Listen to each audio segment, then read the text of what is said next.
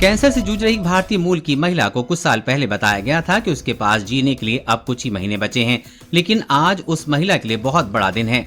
लंबे समय से मौत के खौफ के साथ जी रही महिला उस वक्त खुशी से झूम उठी जब डॉक्टर्स ने उसे बताया कि अब उसके ब्रेस्ट कैंसर को कोई लक्षण नहीं दिखाई दे रहे हैं। महिला ब्रिटेन के एक अस्पताल में एक क्लिनिकल ट्रायल में शामिल हुई थी। कुछ हफ्ते पहले खबर आई थी कि कैंसर की एक दवा ने क्लिनिकल ट्रायल में 100% नतीजे दिखाए थे। नेशनल हेल्थ सर्विस के सफल परीक्षण के बाद अब मैनचेस्टर के फेलोफील्ड की 51 वर्षीय जैस्मिन डेविड अब सितंबर में अपनी शादी की 25वीं सालगिरह मनाने की तैयारी कर रही हैं।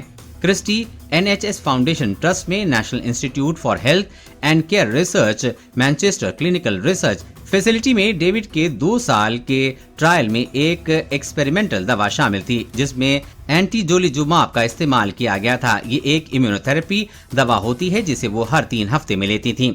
अगली पीढ़ी के लिए ट्रायल में हुई शामिल।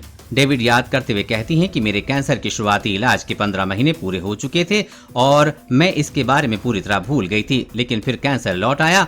उन्होंने कहा कि जब मुझे इस परीक्षण में शामिल होने का प्रस्ताव दिया गया, मुझे नहीं पता था कि ये मुझ पर काम करेगा या नहीं, लेकिन मैंने सोचा कि कम से कम मैं दूसरों की मदद करने के लिए कुछ कर सकती हूँ और अपने शरीर का इस्तेमाल अगली पीढ़ी के लिए कर सकती हूँ। नवंबर 2017 में महसूस हुई गांठ।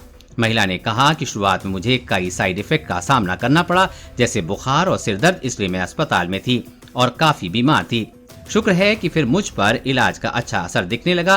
बेहद फिट और 2 बच्चों की मां जैस्मिन डेविड बुजुर्गों के एक केयर होम में क्लिनिकल लीड के तौर पर काम करती हैं।